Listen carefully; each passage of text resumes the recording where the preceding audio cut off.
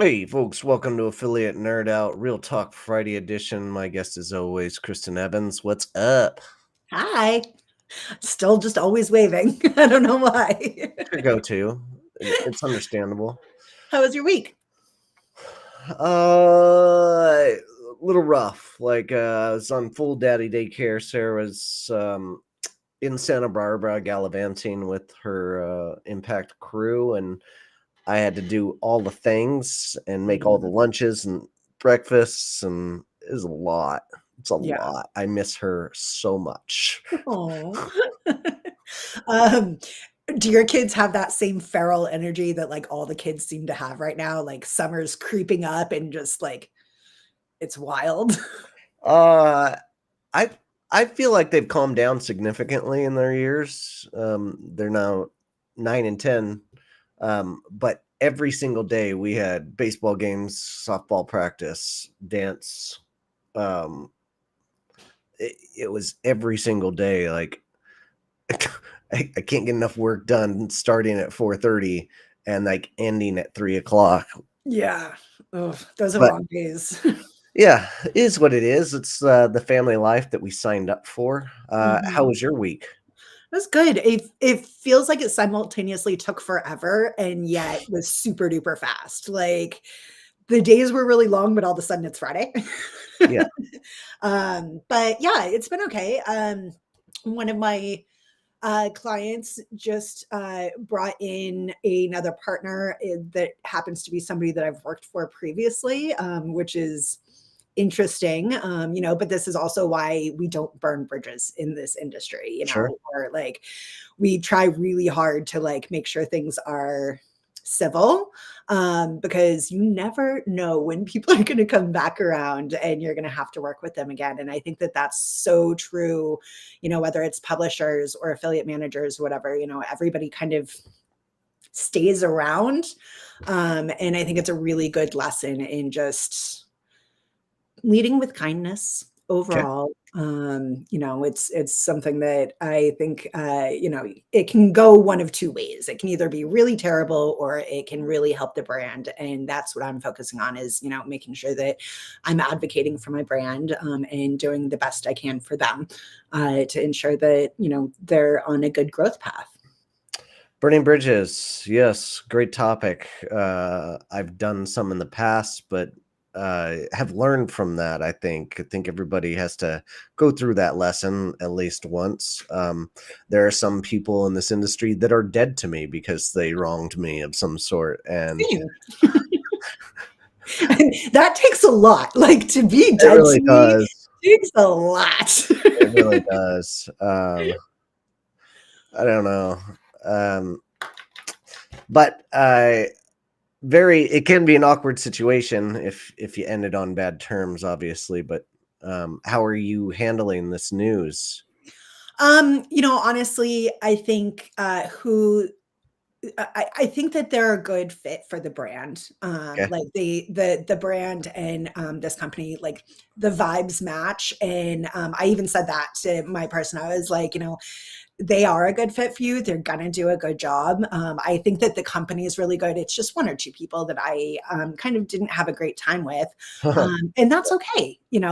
The thing that I always have to remember, and especially me being me, and I think that you can probably relate to this, is not everybody is going to like me. And like, sorry, your loss a little bit on that, but not everybody's going to like me, and that's okay. I don't need everybody to like me. I don't need everybody's approval. And at the end of the day, it's a job. It's affiliate marketing. It's not like going to make or break my life to have a couple of people that I've worked with previously come back kind of into my circle, my realm, and do their job. And uh, okay, it's just work. It's just work. you know. Um, so I think at the end of the day, it's good for the brand, and it doesn't really have to impact me all that much, especially if we don't have to work super closely together. But it is a good reminder, like, always lead with kindness and do the best that you can do. And the way other people react to that is on them. Mhm. So I think it'll be fine. It was just kind of an uncomfortable moment for a moment, but it's whatever. But yeah, I mean, this is why you don't burn bridges, and this is why you are not mean to people. For sure, sure. I don't I don't have any recollection of awkward moments necessarily of somebody else is coming on board. Um, but I always find humor is always my default Yeah. for awkward situations, and just trying to make light of it in that kind of time. Um, where where do you see this relationship going? Do you have some overlap with the company that they ended up going with, or Yes and no. That I really honestly think that like I everything's going to be done through my main point of contact, and like they'll keep me kind of apprised of what this other company is doing. And I think if I don't think we're going to have to do any calls together, oh, that's which cool. is helpful.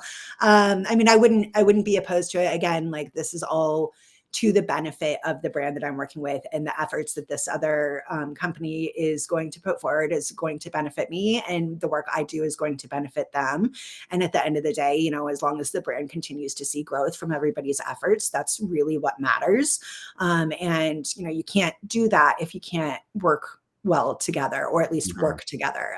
But um, like at first I was a little bit like, and now I'm like, it is what it is. I mean, I'm just going to continue focusing on the work that I'm doing. But I think that it's always interesting when stuff like that happens. I mean, I know I'm not the only one that's happened to, but it's kind of akin to like taking over a program of somebody that like you knew or Mhm. whatever, and like that's always a little bit of an uncomfortable feeling. It's like, oh, they left you to go to this other person, like that person.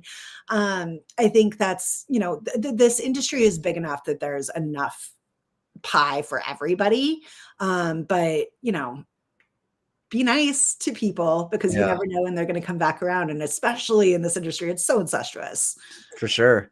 And it's not one of those things that you can just ask ChatGPT to like Yeah. fix for you or like give you a result. This is a real life situation, and why relationships are so important in this industry, and it's how you handle these situations. So, speaking of other awkward situations, I had a friend of mine that made a message to like a group setting and name dropped a brand that they were working for. And it turned out that brand was working with another agency already, and that agency didn't know that they were Ooh. like looking for a replacement, and it got real awkward.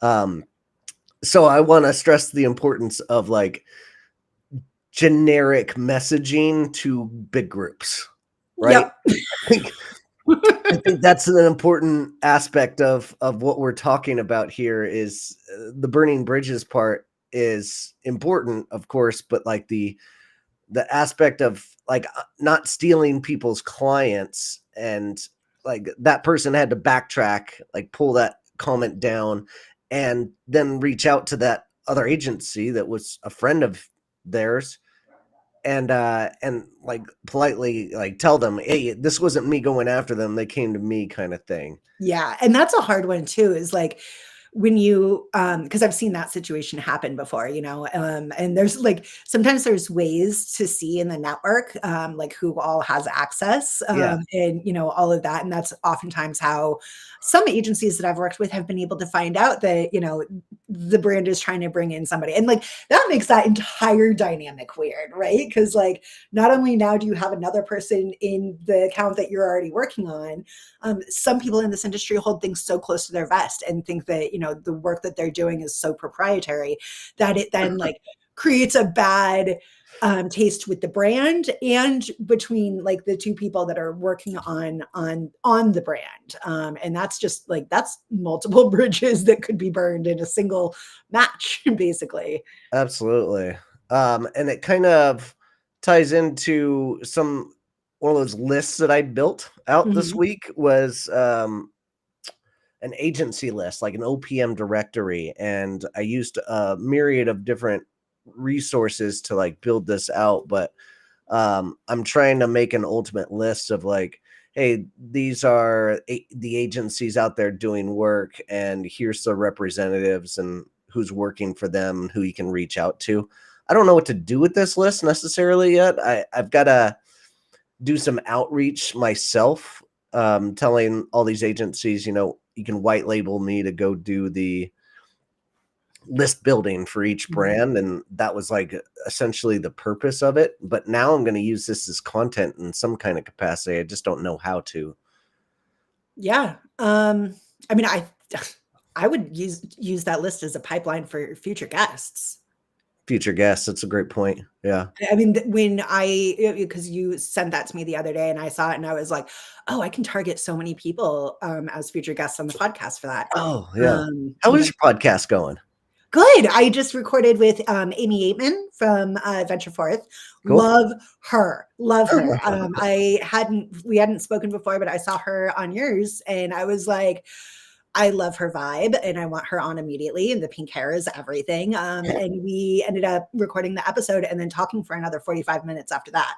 So definitely like she's really cool. Yeah. And she was very, very kind about the podcast. But yeah, I just put on Wednesday, I just published episode number 5. And Nice. I just purchased through your affiliate link a tripod and portable microphones All so right. that I can take it to Portugal and try to interview some people over there.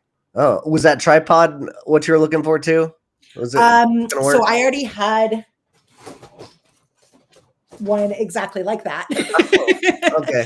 But I wanted one that was a little bit taller. That's just tough for packing though.